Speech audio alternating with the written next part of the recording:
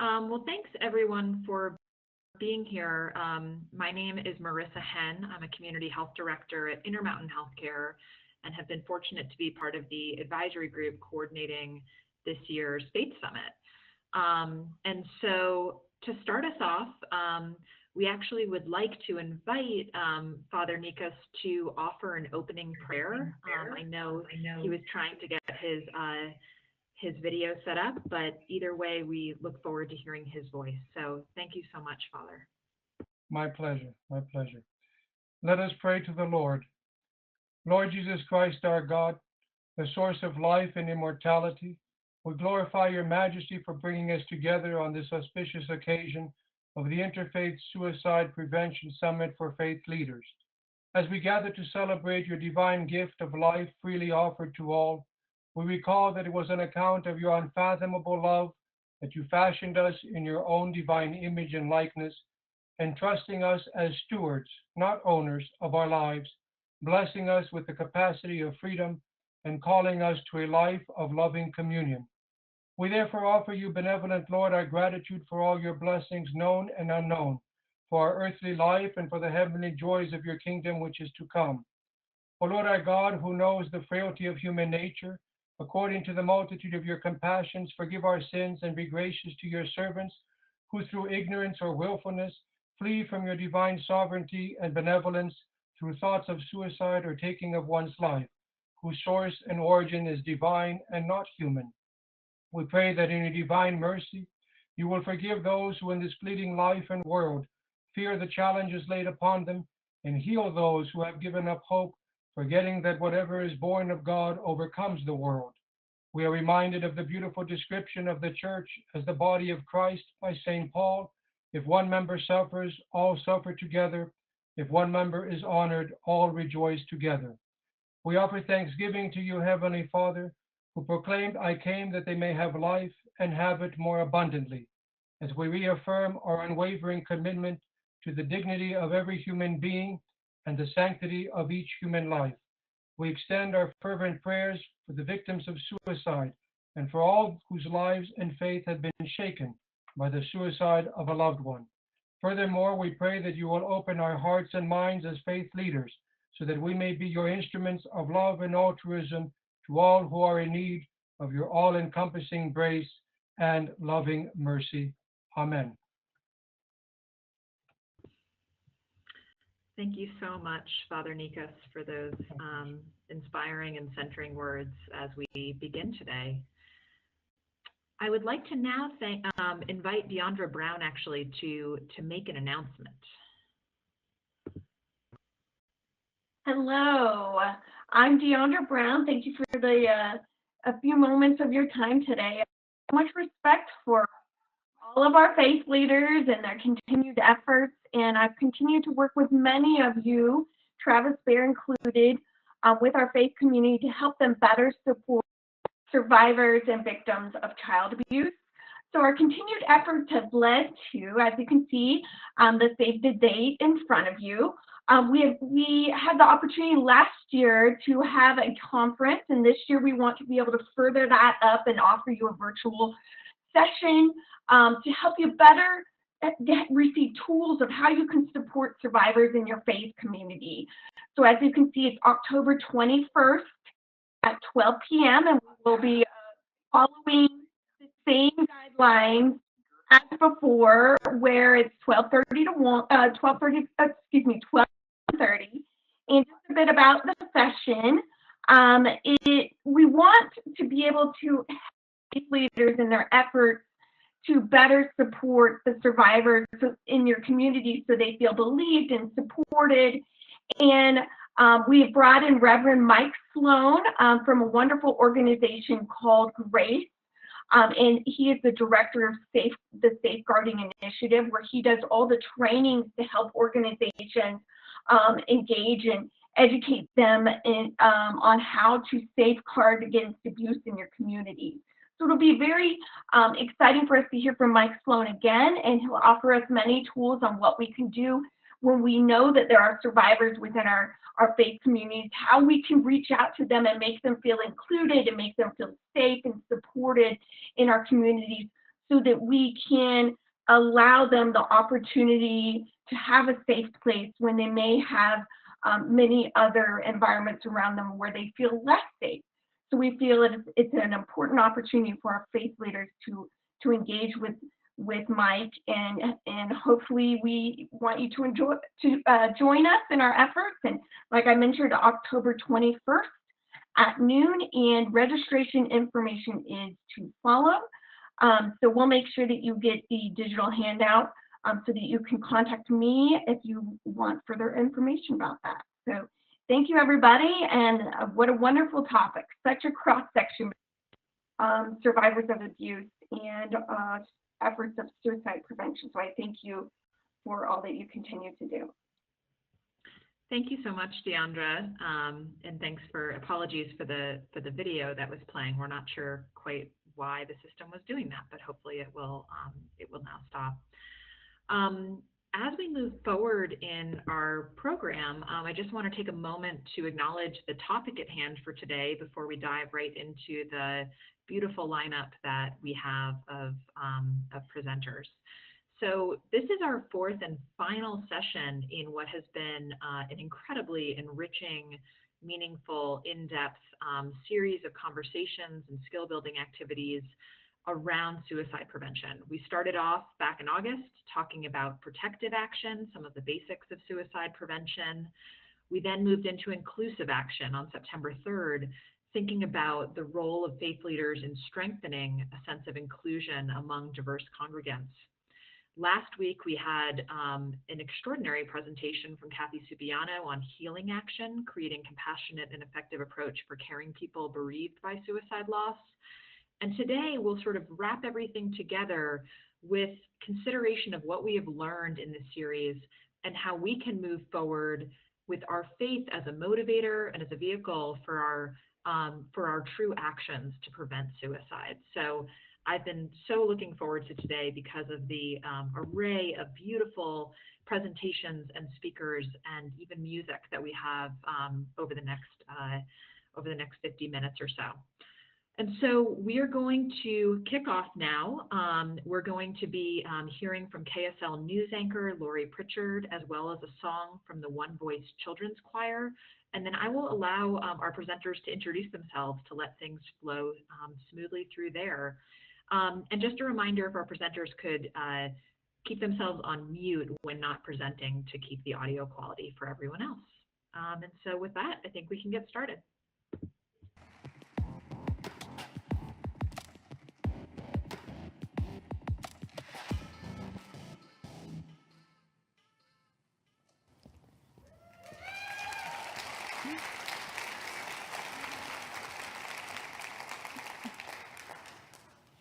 The day was August 16th, 2019. It was a Friday. I got up at 3 a.m. like I did every morning to get ready for our show that starts at 4:30. I went downstairs, and my husband, Travis, did like he did every morning. He laid out coffee and my breakfast. But this day was different. It was my birthday. So in addition to that, he'd left me gifts and a card. Later on that morning, he got our kids ready for school, got him up, got him dressed, fed him, kissed them goodbye. That was the last time any of us ever saw him. He was 44 years old. My husband killed himself on my birthday, which, if I think about it, is outrageous. We were happy. We were happy. He was educated. He was a successful physical therapist. He had 2 master's degrees, had a doctorate, had wonderful parents. It made no sense. But I've come to realize now that my husband didn't kill himself because it was my birthday. He killed himself because he simply couldn't live another day. And I know that now because he left a paper trail. My husband and I have been married for 15 years, 2 months shy, in fact. And as embarrassing as it is to say it, I never knew he suffered from depression. My guess is he was clinically depressed, but he was active, he was engaged, He got more done in a day than I ever did. But I look at him now. Pictures of him on our son's birthday or at Christmas or sitting in a restaurant in Tokyo. He looks miserable. And our children singing him happy birthday. Happy birthday to you. Happy birthday to you. Happy birthday, dear Henry. I don't know how I could have been so blind. It's as plain as day, and it haunts me. I told you Travis left a paper trail, and a couple weeks after he died, I found these. They're notebooks he'd been writing in since 2016.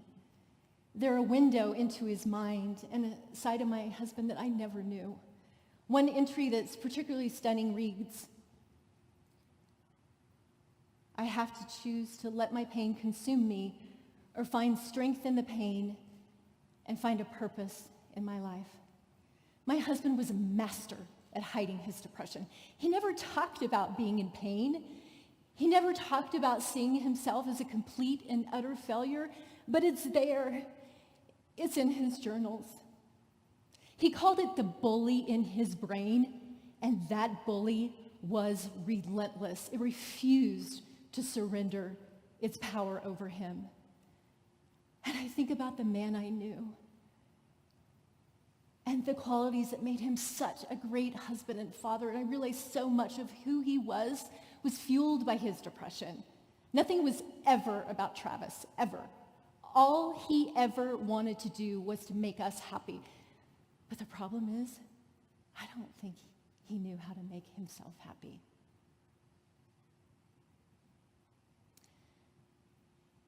I used to tell him all the time how much I loved him and how thankful I was to be married to him. And in those last few years, he would say to me, "Are you sure? There's 7 billion people in the world." And I thought that was such a funny thing to say. I didn't understand why he said that, but I get it now. He didn't feel like he deserved to be loved. This is where I could rattle through a list of statistics that show the link between depression and suicide, but I'm not going to do that because Travis is the statistic. This is his story of how he tried to pull himself out of that hole of depression. After he died, I checked the browser history on our computer. I was astounded at the breadth of research that he had done on suicide and depression. There were hundreds of journal articles. And I found out later that the day before he died, he spent 12 minutes on the phone with the National Suicide Hotline. But when he came home from work that night, he didn't say a word to me.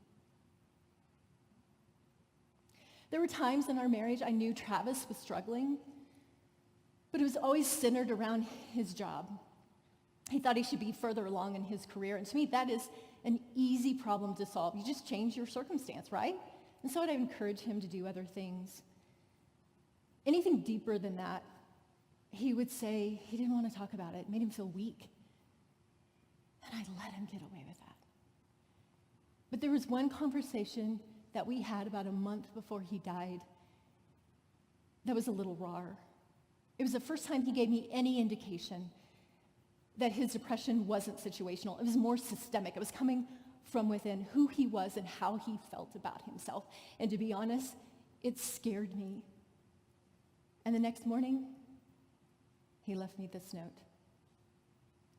"Lori, I love you. You're a goofball husband." And that's what Travis did. He downplayed it. He didn't seem to worry, so I didn't worry. It wasn't until after he died I realized just how serious his depression was, but it took him dying to get me there.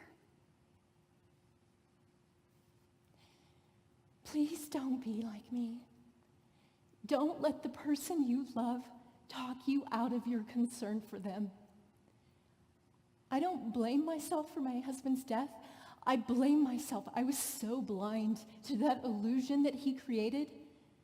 I didn't act fast enough to get him help. My therapist is a professor at the University of Utah. She's an expert in mental health.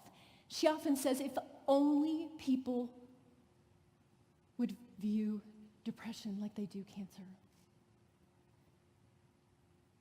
Depression is a medical diagnosis that deserves medical treatment. Depression is not a character flaw. Depression is not a weakness. You are not a goofball, and trust me, you are not going to snap out of it. 3 years of journal entries prove he could not dig himself out of that hole. So how do you silence that bully in your brain?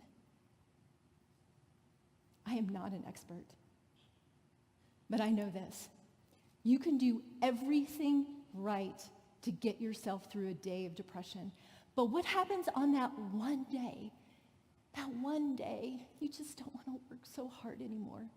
Who's going to carry you through? For Travis, that person should have been me. But I didn't know. If you hear anything from me, please hear this. Tell someone you love you're struggling. Yes, tell a professional, but tell someone you love. I knew something was wrong that morning. I didn't know something was that wrong. Had I known more, I could have done more. I'm not here to romanticize suicide or make a martyr out of my husband. What he did and what he failed to do to get help is not okay. No family should go through the pain, the heartache, and the disbelief that we have gone through. People talk a lot about suicide. They don't often talk about the people who are left behind. And the worst moment of my life was not the police telling me that my husband was dead. The worst moment of my life was telling our children what happened to their father. Thankfully, I had help. The head of KSL got me in contact with the woman who's now my therapist, the University of Utah professor I was telling you about. She told me flat out, no matter what I said to them, I had to tell them the truth, no matter how awful it was. And that's the thing, I wanted to lie to them. I wanted to tell them that their father had fallen and hit his head or had a heart attack, anything but the truth. But Anne told me what to say, and I said it verbatim.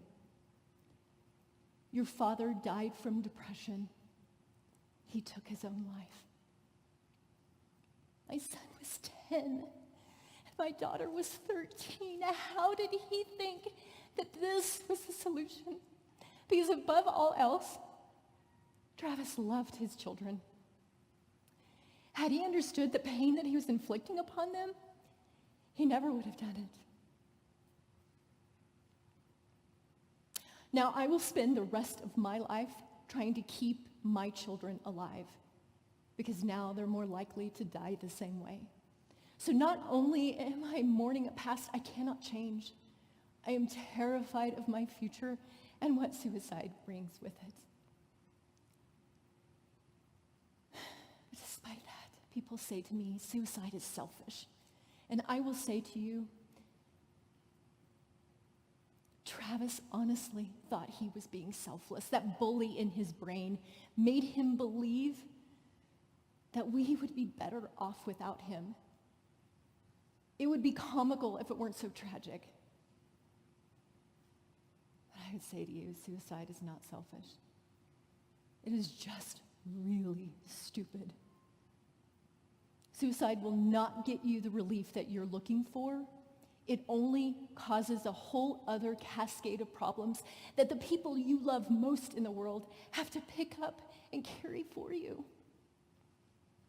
Don't leave that legacy to your family or to your children. I'm telling you this, but in reality, I'm talking to him.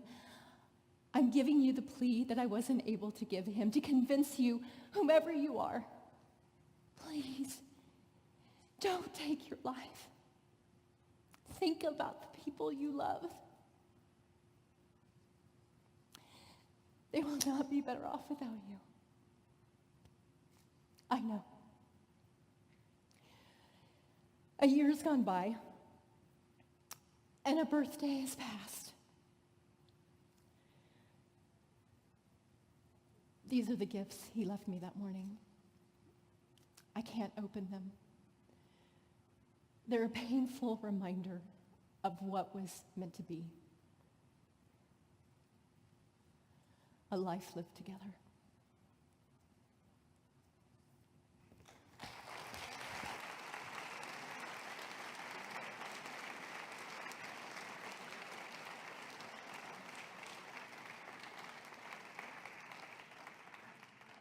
Yeah, I'm able to hear you.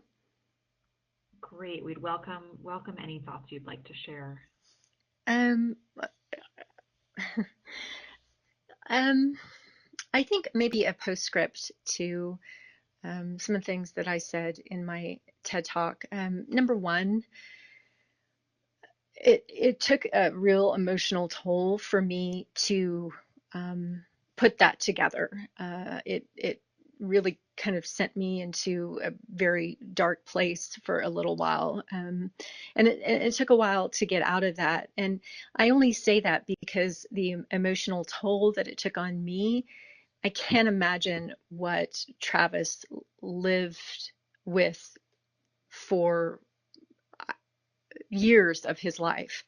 I read a profile piece in the New York Times on the restaurateur David Chang, and he suffers from depression and thoughts of suicide. And he explained it this way. He said it's like pushing a boulder up a hill every single day. It takes that much effort.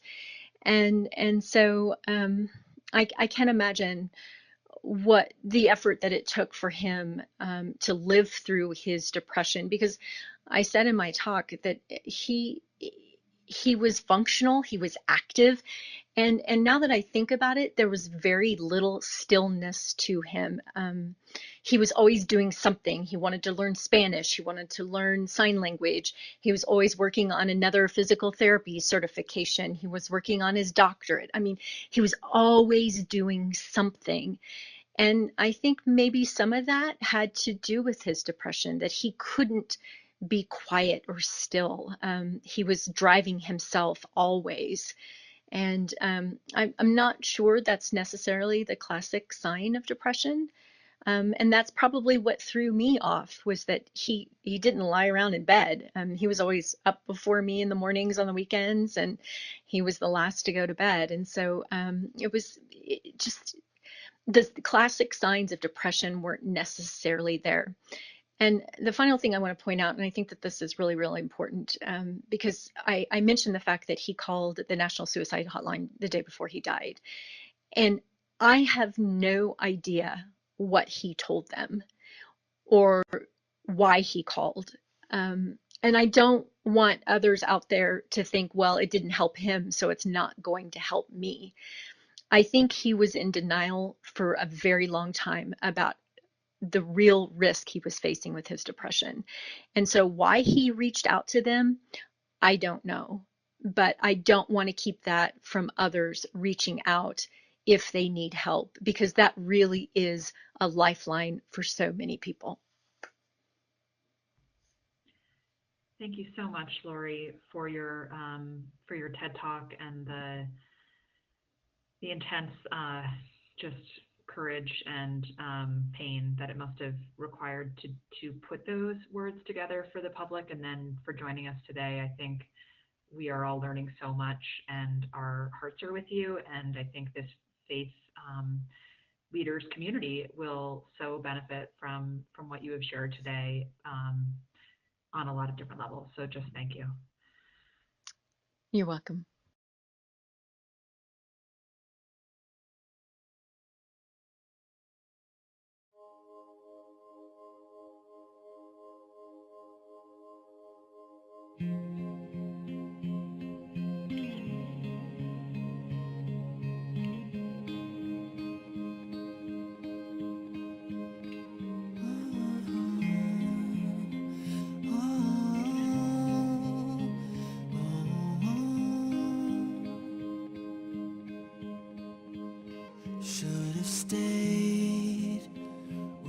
signs I ignored.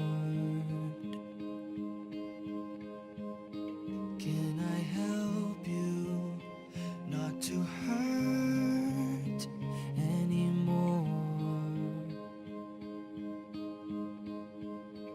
We saw brilliance when the world was asleep. There are things that we can have but can't keep. If they say, who cares if one more light goes out in the sky of a million stars? It flickers, flickers. Who cares when someone's time runs out? If a moment is all we are, we're quicker, quicker. Who cares if one more light goes out? Well, I do. The reminders pull the floor from your feet.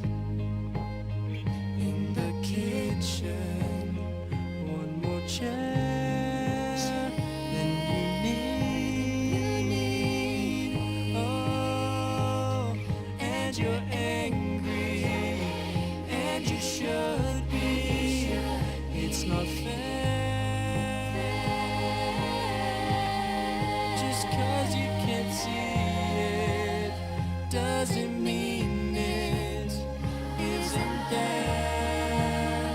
If they say, who cares if one more light goes out in the sky of a million stars? It flickers, flickers. Who cares when someone's time runs out? If a moment is all we are, we're quicker, quicker. Who cares if one more light goes out? Well, I do.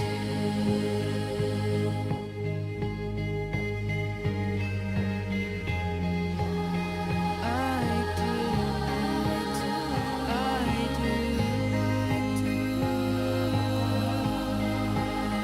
I care. I do. If they say, who cares if one more light goes out in the sky of a million stars? It flickers, flickers. Who cares when someone's time runs out? If a moment is all we are, we're quicker, quicker. Who cares if one more light goes out? Well, I do.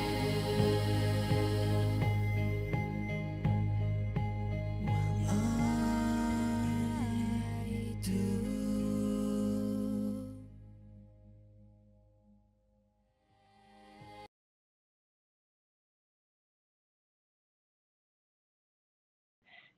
When I watched Lori's TED Talk, I was just so touched by that, and I thought of a book that I'm sure many of you read. If you haven't, you need to. I think this should be required reading for the human race.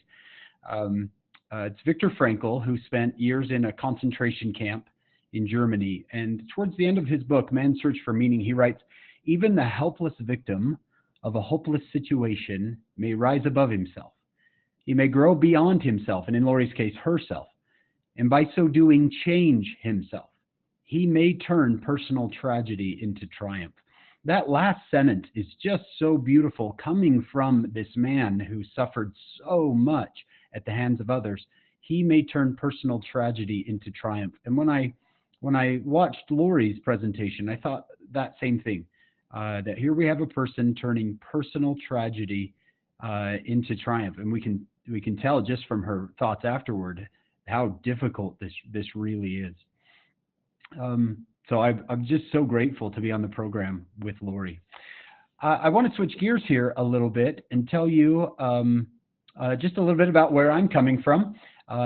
So I am a religion professor at Brigham Young University, but I'm also a dad. A couple of years ago, this happened to my wife and I. We have two twin boys. This is baby number 4 and baby number 5. Here's another one of them right here. That one on the right makes us laugh. That's baby number 4. His face doesn't change. If you watch this go back and forth, he's got the exact same face. 8 months later, we brought him home, and he had the exact same face. My wife said, "I know who he looks like," and I said, "Who?" And she said, "He looks to me like Megamind." And I said, "That's exactly right. He does. He looks just like Megamind." He's just a fun change of our world to have twins. I wanted to just show you my family because this is really where I'm coming from. When I was asked to speak at the Faith Summit, I thought of my own family because, you know, as much as we read statistics of depression and suicide, we may look at those numbers and forget that these are individuals, that these are people. They're sons and daughters. They are husbands and wives. And Lori did such a great job of reminding us of that. And I don't think we can ever lose sight of the individual. In fact, I would say, in my experience, mental illness and help for those with mental illness is best treated individually. The closer we can get to a one-by-one ministry is the closer we can get to really helping people. Summits and big presentations, they're helpful, of course, but as these faith leaders work one by one with individual young people, adults, whoever, that is really where the greatest progress is to be made.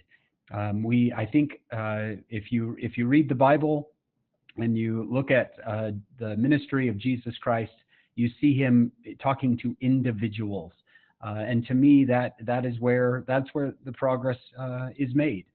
We can't do it all the time, but I would say anytime you can work with an individual, that's where you're going to see the greatest benefit, is a conversation with an individual.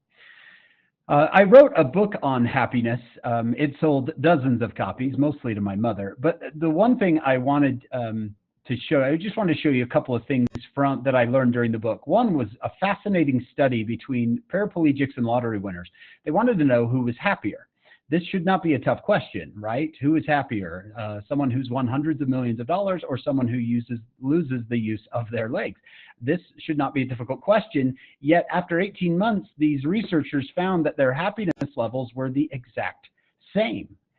They were the exact same. You would think that, right? Like, no, that cannot be. If I won that much money, I'd never be unhappy again. Or if I lost the use of my legs, I'd never be happy again. Yet both of those statements are absolutely untrue. So if happiness doesn't happen to us, if it's not something that happens to us, it must be something that happens inside of us. And that ends up being the case. So it turns out that happiness occurs right over your left eye. I wanted to, as part of the book I was writing, I wanted to find out what neuroscientists were saying about happiness. I love integrating both science and faith and reason. And so I wanted to see how this worked. It turns out right above the left eye is where quite a bit of the happiness, if you are monitoring someone's brain who's really happy, it's kind of lighting up all over there. One thing that is now kind of basically proven is exactly what Lori said earlier, and is that depression is not a character problem. It is not two people having the exact same mind. They're just looking at things differently. This is definitely a chemistry or a medical problem. And so I hope that we're past the days. I think we are, and I hope as faith leaders, everyone listening, I hope that you're past the days of you just need to work harder. You just need to just need to try more. You just need to pray more. You just need to fill in the blank, right? Where that's just not the case. That we need to get people who are suffering, like Lori's husband, to professionals, medical professionals, professional therapists who see this type of thing, daily, who work with these people and can give them real solutions.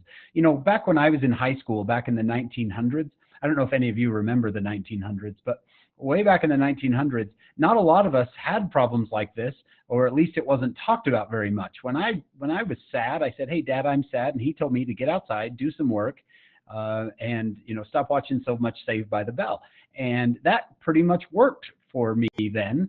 And it's nice that it worked then, but it's not going to work now. Look at the changes that are happening. Take a look. Student depression is on the rise between 12 and 25 years old. Watch these rates, and they're going to continue to climb because we don't know why it's happening. Now, there might be some people who claim they know why it's happening. There's all sorts of studies to tell you why are these young people, why are the rates of depression climbing? Everything from cell phones to social media to elevation, pollution, bad diets. All of these things are being studied right now, and it all comes to one conclusion: nobody knows why. If someone comes to you and says, "I know why the rates of depression are so high among young people," I would shy away from that person, because the experts don't know why. It must be some sort of perfect storm that is happening between a lot of factors. So instead of trying to figure out why, we're going to let other people try to figure out why. There's researchers working on that constantly. As faith leaders, as youth leaders, group leaders, what we can do is focus on what we can do about it right now until we know why. And I love what the United Way in Utah County has done in the last year, and I wanted to show you this. They took Maslow's hierarchy of needs and said, let's see if we can apply this to someone, a young adult who is suffering with depression. And they've had a lot of success here. What they're saying is, first, address the physiological needs of the person. How is their sleep? What is their diet like?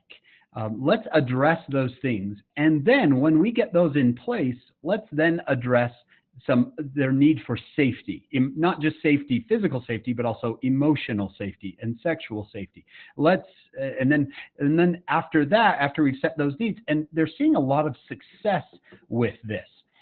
They call it emotional generosity. I wanted you to see. They call it emotional generosity, where you take a young person who is behaving, who is acting out, who their depression is causing them to behave in ways they definitely shouldn't behave. And instead of punishing them, our old system of punishment and reward, right? Instead of punishing them, which really gets rid of safety and gets rid of connection, they're saying, let's give these young people emotional generosity, and basically just let's be merciful as we try to work them up this hierarchy. And I've been so impressed with the results they're seeing. Of course, it isn't a perfect system, but I would encourage you to use Google and look up a couple of things. Just look up United Way in Utah County and Maslow's hierarchy, something like that, and you'll see some of the presentations they've given, and that this is really working. It worked for me just the other day. My daughter, who struggles with some anxiety, came into our bedroom, my wife and I, and really was having an anxiety attack and really panicking. Now, whereas before I might go right to safety, right? She's not feeling safe, or connection. I first said, okay, talk to me here really quick, Maddie. Tell me about what you've eaten today. And she said, I haven't eaten anything, right? I had a Diet Mountain Dew for lunch. And I'm like, okay. And how'd you sleep last night? And so we went and got a nice bite to eat. And then we got her to sleep. And the next day we discussed, because of this idea of emotional generosity, instead of attacking her confidence or her connection with us, I said, okay, let's first work on physical needs. Again, it's not a foolproof approach, but it is a new way of looking at it, which I think can be very helpful. A new set of eyes can be very helpful. All right. I want to address something that's more depression prevention than suicide prevention. And I hope that's okay. If you look at where, why people are happy, if there's people who study happiness their entire life, right? 40 years of study, and they just study happiness. And this chart right here is pretty well set. Hasn't been really challenged in the last few decades, just because every study after every study shows about the same thing, that 50% of your happiness just comes from your DNA. It's just from your parents. So if you wake up happy and go to bed happy, you should thank your parents. If you don't wake up happy and go to bed happy, you should see a therapist about your parents, because 50% of that comes from your DNA. Look how small your circumstances matter to your happiness. This is incredible to me. I could know everything about you. I could know how much you make. I could know how tall you are. I could know your weight. I could know where you work. I could know all of these things about you, and yet I wouldn't know that much about your happiness. It's so difficult to predict. The 40% I want to talk about here is these intentional activities. This is something we can actually do something about. We can help young people develop these habits in their life that will actually increase their happiness. Now, before I get into these intentional activities, please know I am not saying these are the cure for mental illness. These are not the cure for mental illness. These will help anyone on wherever they are in the spectrum become a little bit happier. But this is not the cure. Like I couldn't say to Lori's husband, you just need to do a few of these intentional activities. No, he needs professionals to help him. I hope that makes sense. These intentional activities, though, can be helpful if someone is reaching out for that help, or if, say, they're not clinically depressed, they're just unhappy. It would help them increase the happiness in their life. I hope that makes sense. I don't want to come at this like, here's the cure. It is not the cure, but it is helpful things. So here's what I want to do. I like to make an analogy that these intentional activities are like brushstrokes on a painting. If you look at Starry Night, Starry Night is apparently the most valuable painting in the United States. It's worth $165 million, and it's in New York City. And if you take a really close look at Starry Night, what you find is that it is made up of hundreds of thousands of tiny brushstrokes. From a distance, you may not feel that way. You're like, oh, there's, I could count that many. But as you just look closer and closer at the painting, you find there are so many small little brushstrokes. Now, here's what I want you to notice, is that there is no brushstroke here that is incredibly impressive, right? You wouldn't say that's the brushstroke that made it worth $165 million. No, it's all of them. But if you look at one all by itself, it's not all that mesmerizing. That's what these intentional activities are. I like to call them brushstrokes because they're not so impressive on their own. But as you do them over and over and over and add a lot more of these, like the different colors, they start to produce quite an effect in people's lives. All right, so I'm going to give you 12 of these. Let's talk about each one just briefly, okay? I would, if I was working with a young person who was really struggling, they're just unhappy, they're acting out, and maybe they don't have the type of depression they need to go see a doctor or therapist for, or maybe they are seeing a doctor and a therapist, and I want to help them a little bit more. This is where I can help them. Number one, happiness and social circle are almost always twins. So I know about twins. You saw those earlier. Happiness and social circle. Happy people, number one, happy people surround themselves with happy people. I cannot tell you how important it is for young people to be surrounded by happy people. For everyone, really. Tell me the 5 people you spend the most time with, and I can almost predict how happy you're going to be because it affects us so much. So this is something that we need to help young people see, that who you spend time with affects how you feel. 2, happy people try to be happy. This is an interesting thing. Again, it's not a cure for depression, just trying to be happy.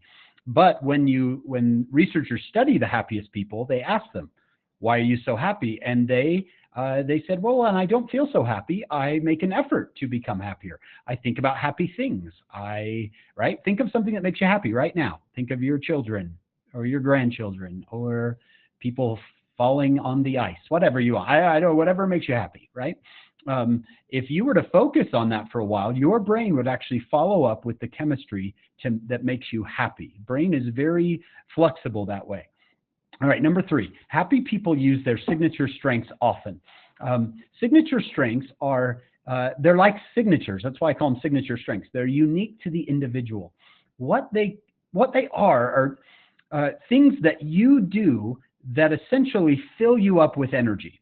So think of something that might drain other people of energy. Like for my wife, she loves to play the piano and it fills her up with energy. When most people like me don't really get that from the piano, but she can play for 90 minutes and she'll feel better for having done that. She'll feel more energetic. Some people it's art. Some people it's cooking, right? For some people it's spending time with children. For others, it's exercise, sports. What are your signature strengths? If you had to identify some, I want you to identify some right now. What are your signature strengths? Things that you do that you actually feel more energized after doing them, where other people would say, some other people would say, oh, that's such a chore.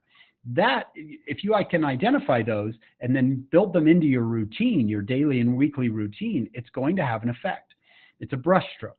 Happy people, number 4, spend money on other people. This is where I tell my friends that they're unhappy, so they need to spend money on me. No, if we learn to give, giving seems to have a profound effect on the happiness centers of the brain. And it doesn't have to be a large amount. It can just be a little bit. It's the act of giving. If we can teach our children the act of sharing, the act of giving, it has an effect on the brain. Number 5, happy people have deep in-person conversations. You can see that our world is becoming more and more digital. I think to be part of this summit, it was all email, right? And that's almost totally fine.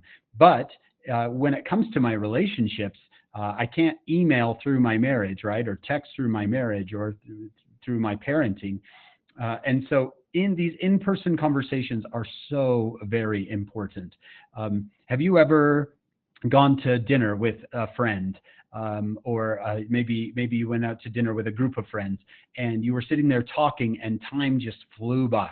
And pretty soon the server said, hey, we're going to close down the restaurant. You guys are going to have to leave soon, right? And you said, oh, okay. And then they came back 20 minutes later and said, no, we're serious. And you had lost track of time. That is because your brain is lighting up. The happiness centers of your brain are lighting up with those in-person conversations. Number 6, happy people laugh. I know this one seems quite obvious, but it's important. Did you know that children, on average, 8 and younger, 9 and younger, laugh 300 times a day? 300 times a day. Adults, 18 and up, or 21 and up, it's 15. What happened to us, you guys? Why did we stop laughing? Was it the mortgage?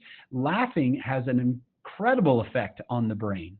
It's interesting to me what adults choose to watch, right? When they sit down at night, maybe the kids are all in bed, and they're going to watch a show. It's so often someone's watching someone be killed, and then the detective figures it out, just like he did last night, and just like he did the night before that. And we are choosing these kind of dark shows, which are maybe interesting, but every once in a while we might want to choose the comedy. We might want to say, okay, how can I work laughter more into the life of our family? All right, number 7, happy people use music. How many of you already do this? Already use music to make yourself happier? You need to have a happy playlist. Your family needs to have a happy playlist. Music has a profound effect on the brain. I wish I could go into all the research of it, but I'll just tell you that it is profound, that children respond to music. They respond to classical music. Students who listen to classical music get better grades. I mean, the brain has an incredible response to uplifting music. All right, number 8. Happy people are usually looking forward to something. So when social scientists study these happy people, they're saying, okay, what makes you so happy? And one thing they usually have all in common is that they've got something out there they're looking forward to, a trip or a lunch or a date. They're looking forward to something. So as parents and leaders, we can put these fun things on the calendar and have them out there and be talking about them. Have you ever noticed that the anticipation for a vacation is sometimes better than the vacation itself? that's because the centers of the brain that have to do with pleasure of anticipation are in different centers of experiencing the pleasure. So having these things on the calendar can really have a good effect on the brain. All right, number 9, and I hate this one too. Happy people exercise and have a healthy diet. I wish this wasn't true. I wish I could tell you happy people have ding dongs and a Mountain Dew for lunch every day, but that's just not the way it goes. Happy people exercise and have a healthy diet. Now, you might look at that and say, well, of course they're happy, they're skinny. Nope, it has nothing to do with that. Researchers have taken people, had them exercise, they lose no weight, they don't come out in any dress sizes or anything like that, and yet they report being happier. Exercise has been shown to do more for depression than antidepressants. Now, I'm not saying that you should go off your antidepressants and just exercise, but I'm just saying that's the powerful effect of exercise. And second is diet. I think we've lost this sometimes as a people, the realization that our brain, our entire body, in fact, but our brain can only function on the food we give it. If you eat junk, you're going to feel like junk. Now, every once in a while, having a soda or candy is not a big deal. But if you're drinking Diet Coke like water, that is going to have an effect on your brain. And your brain takes 20% of the food that you eat. So it's only about 1% of your body weight, your brain, maybe 2% of your body weight, but it takes 20 to 25% of the food that you eat. So we've got to teach our young people how to eat well, especially when they go off on their own. I can't tell you how many students at the university get to the university and their diet goes just spirals out of control because they have no way, they don't know how to control that or why they should. Number 10, happy people take time to unplug and go outside. I wish I could show you all the research on this. There is something so restorative about nature. Just 20 minutes of consecutive time outside has an effect on the brain. The brain really starts responding to being outside. Yet a lot of people go from the house to the garage. They drive their car to their office or to the grocery store. They go inside, they come back to the house, park back in the garage, and they're just never outside. They think they're outside because they look outside through windows, but they're never actually outside. In fact, did you know the number one activity of happy families? Some of you are going to hate me for this. It's camping. The number one activity of happy families is camping. Why? Well, you're getting outside, and look what else is probably happening, right? You're probably having more in-person conversations. You're unplugging from screens. Screen time and depression are linked. Now, that's not say that they're causing one another. No one knows if screen time and depression are causationally linked, but they are correlated, which means they often go together. So I would limit the amount of screen time for young people. I would say, like in my house, phones don't go to the bedroom with you. At a certain time at night, all screens go off, even for mom and dad, right? Because we want to allow that time to unplug. And then go eat outside, go read outside, go for a walk. Did you know that Seventh-day Adventists have the longest average lifespan of all religions, Seventh-day Adventists? And now I looked into this, and they're the only religion that I know of that requires a Sabbath day nature hike, time outside. And I wonder if that has something to do with it. All right, number 11, happy people get enough sleep. Happy people get enough sleep. This one we've already talked about a little bit with the Maslow's hierarchy, but I just can't tell you how crucial this one is. Shakespeare said that sleep is the golden chain that links our health and our bodies together. And then, 300 years later, Margaret Thatcher said sleep is for wimps. So we have got this idea that the less sleep you get is somehow, you're more important. Nothing could be further from the truth. Young people need enough sleep, especially those who are under 18, whose brains are still developing. They absolutely must get enough sleep. And you've seen this in your own children, I am sure. You can see when they haven't had enough sleep, they get irritable, and that's just after 1 or 2 days of lack of sleep. But think about a constant lack of sleep over, months, weeks, and months at a time. That will have a serious effect on the brain. And the last one, which I just love because I didn't see it coming when I wrote the book, is happy people meditate. Happy people meditate. And this one was fascinating to me because when I thought of meditation, I thought you had to balance on one finger and have, 1,000 candles around you. And then I realized that that's not what it is, that meditation is just being still. How often in sacred writing do we hear from God, be still, pray always.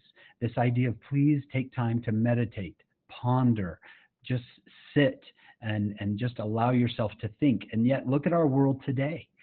In the history of the Church of Jesus Christ of Latter-day Saints, we have the prophet Joseph Smith talking about him pondering.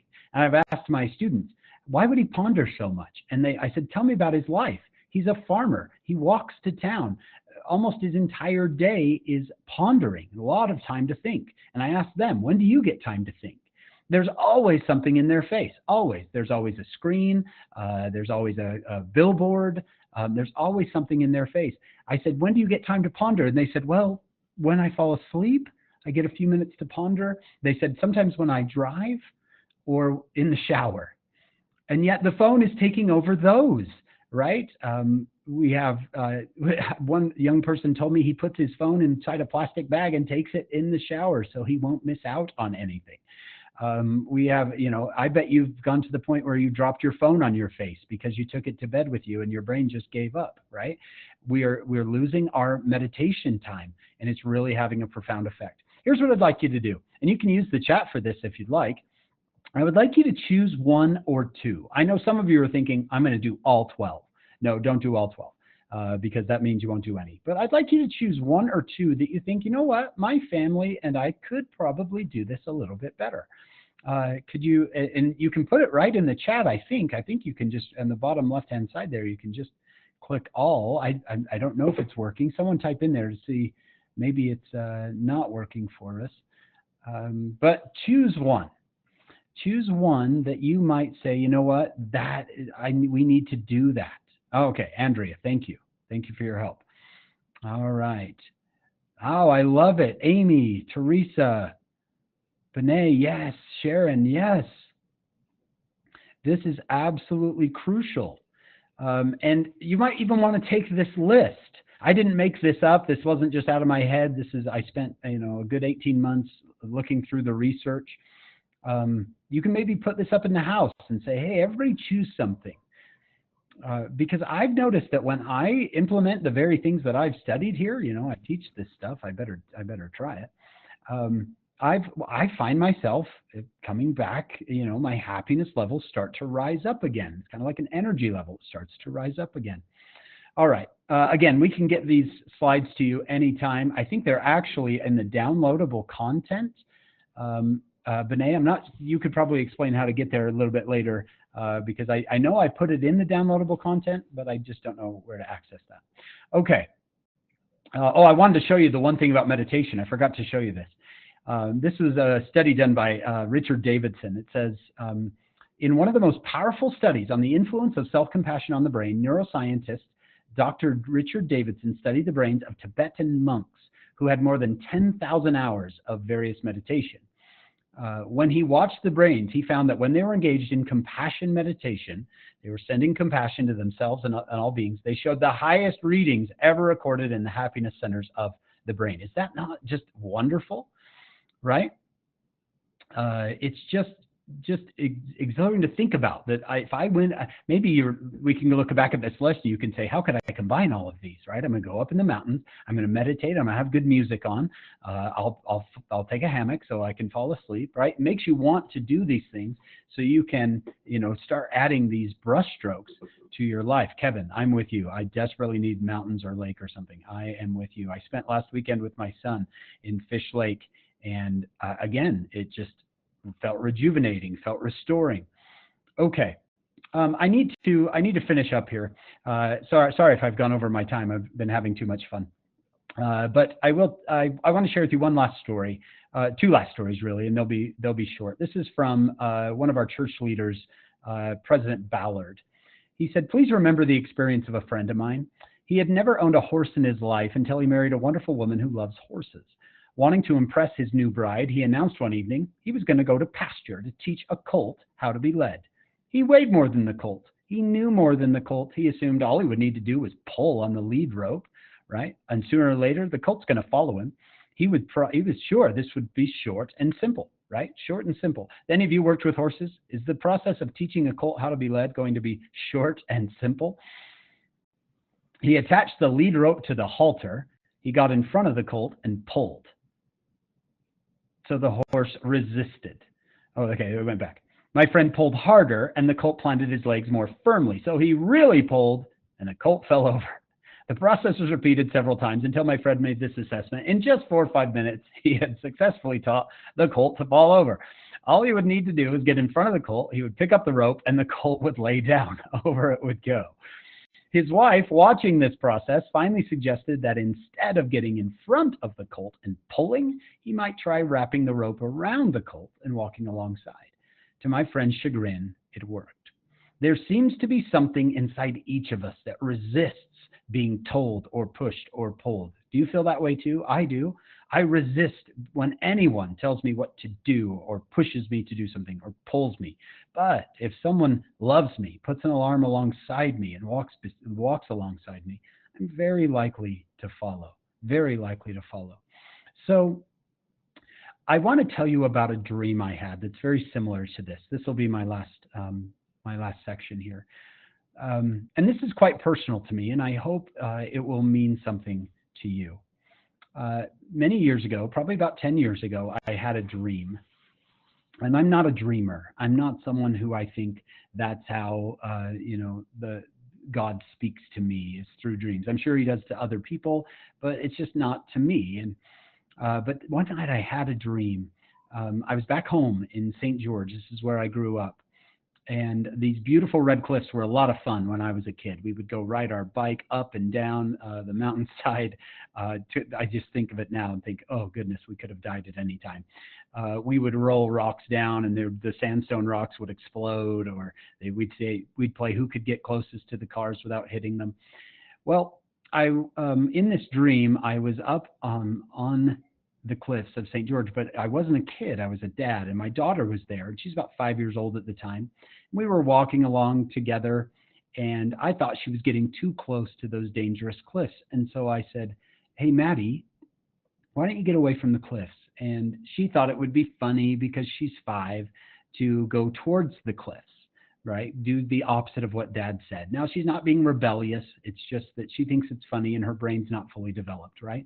So she goes a little bit towards the cliff. So I have to use my sterner voice. I had to use my dad voice. I bet everybody here, even the moms here, have a dad voice. I had to use my dad voice.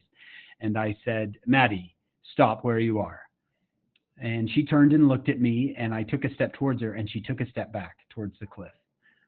And I said, "No, do not move." And I took a step towards her, and she took another step back towards the cliff. And this process kept going until she's very close to the edge. And now I'm panicking. I'm getting angry. She's still just smiling at me, thinking this is the funniest game ever. And now I know if she takes another step back, she's going to fall.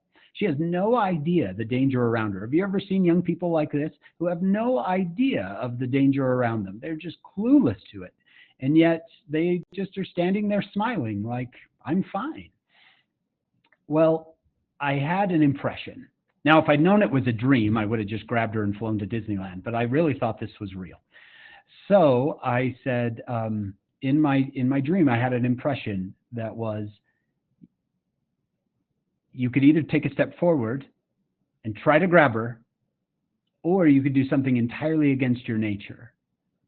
You could take a step away from her. You could take a step back. And I thought, no. If I take a step back, I won't be able to grab her. And now this is the point I must have known it was a dream, because I did the right thing. I decided to take a step back. I took a step back. And she thought that was really weird. So she took a step forward. She took a step towards me. And I said, and I thought, that was my initial reaction is, okay, now she's away from the cliff. Grab her. No. Resist that temptation. Take another step back. So I took another step back. And she was a little confused, wondering why this wasn't fun anymore. And so she took a step forward.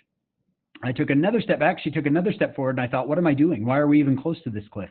I turned around and I ran away from her. And she followed me. And I woke up. I remember telling my wife, Sarah, about the dream. I told her all about it, and she was pretty floored by it. She said, that's an incredible dream. You feel like you know what it means, don't you? And I went, yeah. I'll be totally honest with you all. At that point, I really thought it meant don't eat pizza after midnight. Like, that's really what I thought it meant. But I said, well, why don't you tell me what you think it means, and then I'll tell you what I think it means, and we can compare. So she just said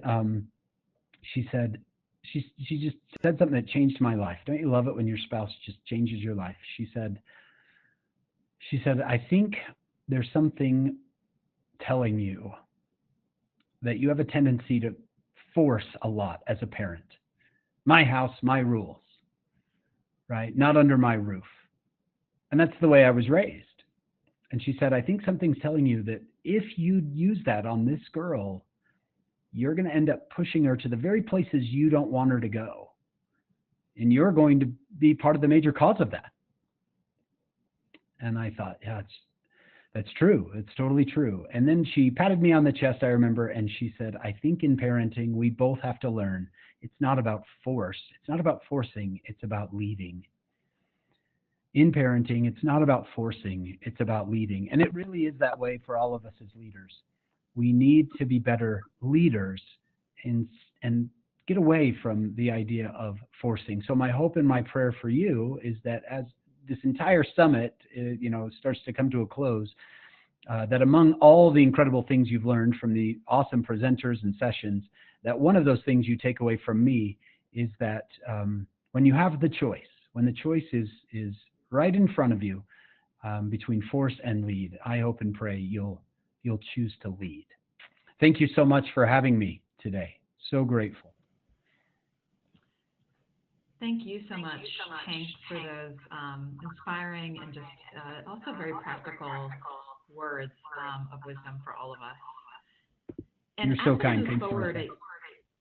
Yeah, and as we move forward, part of what was an important driver of the creation of this virtual summit was first determining what our real purpose is in terms of the vision for this gathering and this series of gatherings. And so the advisory group that designed this series put together a consensus statement.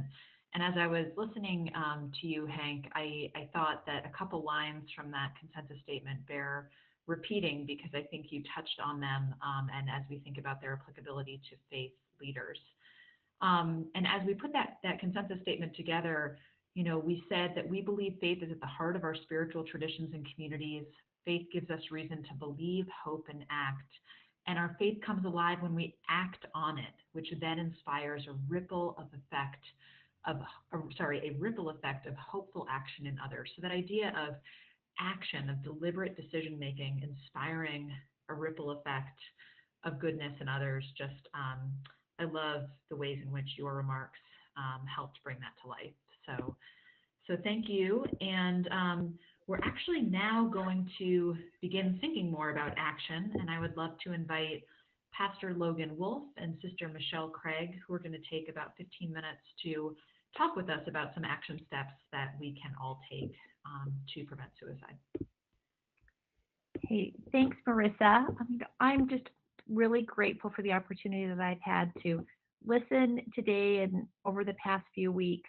I've been really touched by those who have shared today, for Lori, for being so vulnerable and sharing her experience. And to Hank, I loved the practical insights that you shared on happiness and on the hierarchy of needs. Just really fascinating. And, I think hopefully we've all had something that's kind of clicked with us. that we can keep in our minds and our hearts, and that we can move forward. Hopefully we've had thoughts and actions, or thoughts and impressions that have come to our mind, and I hope that we can be intentional about those things that we've thought and those impressions that we've had, and have the courage to act on them. That we can be better for having attended this summit. Therefore what? We've spent time, we've learned, we've heard wonderful presentations. Now, therefore what? Most of you, well, I don't know, maybe you're not like me, but sometimes I'm a little bit intimidated or unsure of how to help those around me that are struggling. I think I'm not a trained therapist, but the fact that you're here today is evidence that you want to help, and that you're able, not only you want to, but that you're able to help. And in thinking about this principle of therefore what, I've learned a few things in this summit and in various conversations that have been helpful to me. They're action items that are simple, but they can have a tremendous impact. And I think there are things that every one of us can do in our various circles of influence. Sitting by and doing nothing because we feel unprepared or unqualified is probably not the best option. I loved what Hank was talking to us about, the importance of interacting and the importance of our work with individuals, one by one. And when someone in our circle is struggling, I think just being with them can be helpful.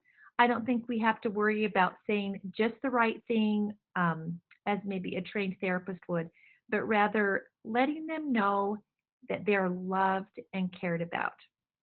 Now, things are a little bit different in our world because of COVID restrictions, and I think many are feeling isolated, but we can still connect, and I think we need to be intentional about doing that. We can sit on a porch, appropriately distanced, and have conversations. We can connect through technology, but if you're a faith leader in a congregation, maybe you can be intentional about planning activities where people can connect.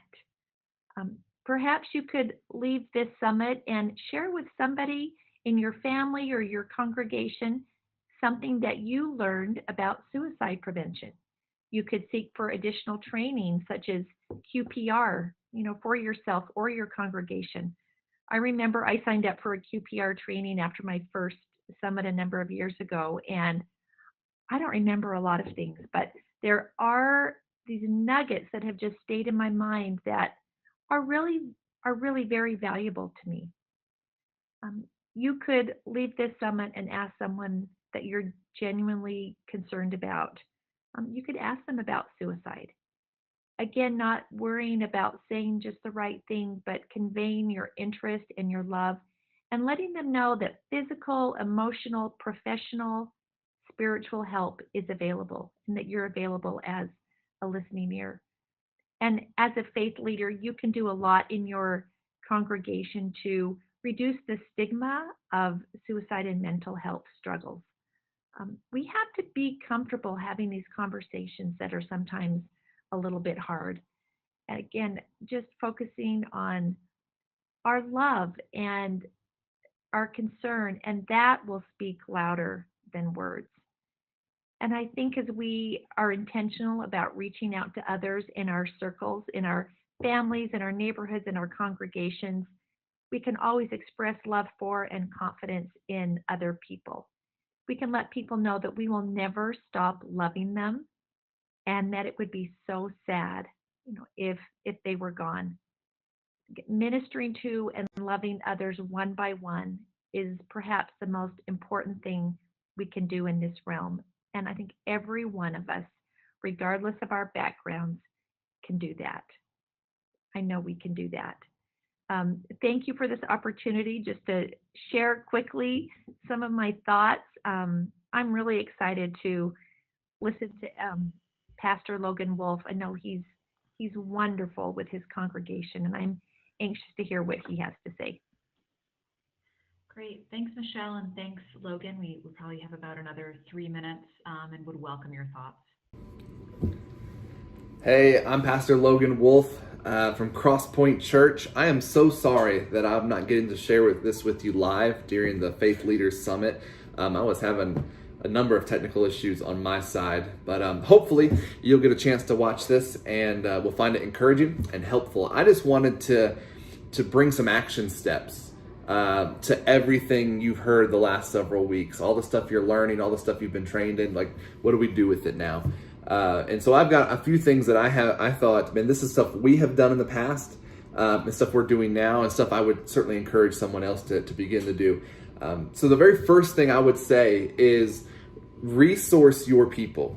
When it comes to this topic, this issue of suicide prevention and suicidal ideation and anxiety and depression and all these sorts of things, resource your people. And I think this is especially important on the front end.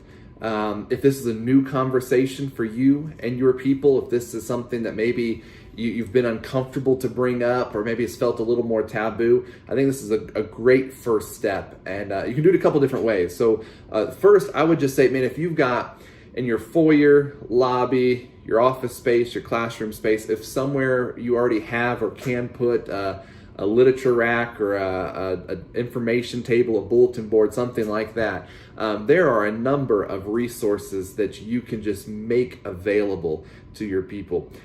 We've done little booklets on suicide prevention. I mean, something like this. This is just a real thin book. We've done full length books as well. This one's we've made available. We've done pamphlets and brochures on things like gun safety, mental health issues, again, suicide prevention. We've done little cards, like business cards, that explain how to use and download the Safe Utah app. We've had piles of gun locks. And so we've taken all this and we just kind of set it out for free. And I think that's the big thing, is these are resources just available that people don't have to come to you and ask for. This, especially again, if this is a new conversation, if this feels more uncomfortable or taboo, people may be hesitant to come and ask for some resources, ask for help, and so they won't. But we can eliminate that obstacle altogether, and just by making these resources available. It doesn't take much to find them. In fact, a number of the resources we've made available, I have actually gotten from or through many of the presenters that you've heard from the last several weeks. Again, simple internet searches. There are a bunch of different organizations that make all those things, those pamphlets, those booklets, including those gun locks, free.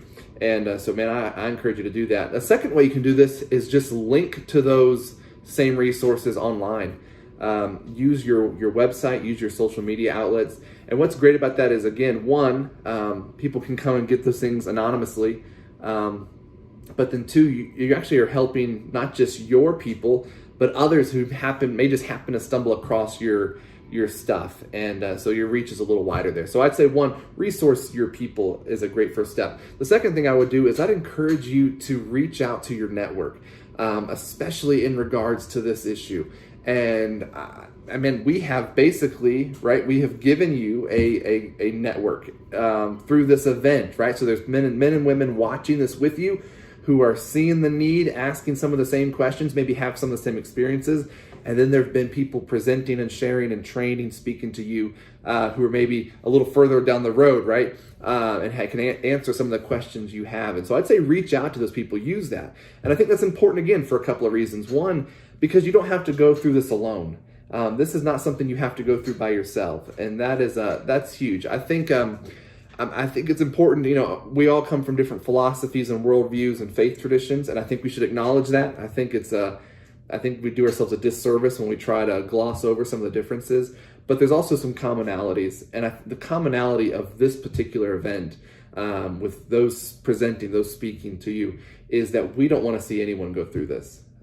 It's not okay there's never, even for all the differences, there's no one who would say, well, I'm okay if they're struggling in that area. I'm okay if they're, because we're not on the same page about this. That is not the case here. And so you don't have to walk through this by yourself. You can reach out, especially, I can speak for myself, I can speak for the other presenters. Man, reach out and say, I'm going through this, I've got this question, I've got this person struggling with this, I need some help. And we would be happy to walk with you through those questions, through that hurt, through those tears, through that time, and just be with you during that. So I say reach out just so you know you're not alone. The second reason I think that's important to reach out to your network is because you don't have to be an expert. And I fell victim to this. I remember we started this conversation at our church years ago, which is kind of the impetus for even what's happening through this event. And I remember thinking, well, I've got to know all the statistics and be able to recall them, and I've got to be able to point people to I got to know all the websites, and I've got to have the anecdotes and the illustrations and all this kind of stuff, and I've got to have memorized and be able to share it. And then I realized, like many of you, right, if you're faith leaders, you realize this is just one of 1,000 things I have to do. This is one of 1,000 needs people may bring to me, one of 1,000 hurts, one of 1,000 issues. And so to think that I have to become an expert is just not true. I don't have to have all the answers. What I need to know is just where can I turn to find those answers? And again, we're giving you a network where you can do that. If you need help, where can I find this resource? What about this situation? Here are people, men and women, that can point you in the right direction. A huge help. And it's been a huge help to me personally, connecting with these organizations and with these specific men and women. And then a third action step that I would encourage you to do is just to let your own soul rest, right? Rest your own soul. I remember when I first heard the statistics of suicide in Utah, it just blew my mind. Like, this is something happening. This is crazy happening across Utah. And then when we broke the ice and we started talking about it at our church, to realize, oh, this isn't just a problem out there. It's actually right here in our own gathering. And that shook me. And then something happened that I realized, hey, this isn't just I'm looking at these people in front of me and they're struggling with this. This is actually something I can struggle with too. And a few years ago, I had a very dark place, a very low place. And I remember just hurting very deeply to the point that I was struggling with this. I had to call my wife to come home from work and say, I need you to be here. I'm not in a good place. And thankfully she did. But I don't always have to be the hero. And I think sometimes as faith leaders, that's what we're always used to dealing with people's problems and then coming to us. And I think there's, it builds relationships when there's that vulnerability and people are being open and honest about what's going on. But I think it helps our relationships in so much that there's reciprocity. It's not healthy for people always to come to us and share, and we act like we have everything together always. Sometimes we need to say, I'm not okay. Like, I need someone, I need to talk to someone. I need someone to hold me. I need someone to pray with me and help me through this. And I'm struggling. You don't have to be the hero. Look, God has already sent a Savior, and it is not you. All right, it's Jesus Christ. It's not. You don't have to be the one to come in and rescue everything. It's okay to say, I need a counselor. I need a therapist. I need a week off. I need a break for a minute. And I tell you again, if that would be uncomfortable or foreign or taboo for you to even bring that up in your current context, in your current setting, I want to challenge it. Here's a network of people. Here, I'm available to you.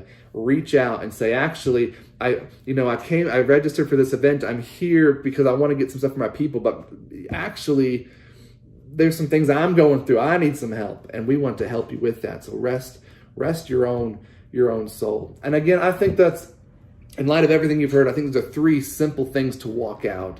Resourcing your people, making those available, reaching out to your network. Here's a whole group of people that talking about the same thing. We don't have to go this alone. And then rest your own soul. Don't be afraid to say, hey, I'm the one that needs some care at this time. Guys, thank you so much. I am so excited that you participated in this event. And I am eager to see what this looks like in the weeks and months ahead as we work through this and encourage one another and support one another around this issue. Guys, thank you so much. Thank you so much, Sister Michelle Craig. And with our remaining few moments, it's an honor to introduce Rabbi Zippel, and he is going to provide a closing prayer, and he comes from the Chabad community. And Rabbi, we welcome your closing prayer at this time. Well, thank you so much, and thank you to all those who were instrumental in putting this on for the past few weeks, and especially to the incredible presentation today. I don't know that Lori's with us anymore, but I just wanted to give her a shout out if this gets back to her. I thought, hers amongst all the presenters were fantastic, but really thank you to all those who put themselves out there for this incredible summit. Almighty and loving God, a God of kindness, mercy, and compassion. We humbly beseech your blessing upon this most blessed gathering of faith leaders, brothers and sisters uniting from every walk of life, creed, and color, all united in a sacred, common goal, namely to develop the tools to share with all members of our flock the intense love that you, O God, hold for them. O God of healing, so many of your beautiful children carry around a burden that at times seems too much for them to bear. The feelings of hopelessness and the scars of trauma that have accumulated over a lifetime can seem daunting, even impossible to overcome, and leave one feeling like there's no good reason for them to carry on. Over the past several weeks, we have joined together to know how to best open our hearts and souls to those that so need it, to share with them the boundless love that you, O God, hold for them, to open their eyes to the unique role that they and they alone play in perfecting an abode for God here on earth, and to use that inspiration to be the fuel for the fire that will keep them going day after day. Almighty God, give us the grace and humility so that our words may fall on willing ears. Allow us to be the vessel to make your light to shine through to those still in the darkness, and allow us to see the fulfillment of the timeless words of King David in Psalms chapter 51. O God, open my lips and allow my mouth to utter your praise. Creator of heaven and earth, in less than 2 days we begin the Jewish New Year, signaling a fresh start and a new leaf for so many that have struggled through the countless challenges the past year has brought with it. Bless us all, O Lord, that we may see the fulfillment of the liturgy of the high holidays. V'yeda kol pa'ul ki ata pa'altai, v'yavin kol yitzur ki ata yitzartai. May everything that has been made know that it is you who made it, and may all that has been created know that it is you who formed it. And my dear brothers and sisters, allow me to conclude by blessing you, that you indeed be successful in your sacred mission, that wherever we may find pain, we can bring purpose. Wherever we find hopelessness, we can bring healing. Wherever we find trauma, we can rebuild trust. And wherever we find despair, we can recreate divine energy. May the love and connection we take from these weeks together shine throughout our state, our nation, and our world. And may we each succeed to bring that love and connection to all those that need it. Amen. Thank you so much, Rabbi Zippel, and thank you for being just such a fierce advocate for vulnerable people everywhere. And we wish you a Shana Tova, a very happy and sweet New Year. With that, we're concluding our program for today. We are so grateful to all of you for joining us, to our presenters for their extraordinary wisdom, and to everyone for your patience with the technology, which we have learned is full of unexpected twists and turns, and something we'll continue to refine for next year. But we just wish everyone the best. Be on the lookout for the recordings as well as the other resources we'll be sending. And we hope everyone goes forward in the spirit of action and health, and look forward to seeing you all again soon. Thank you.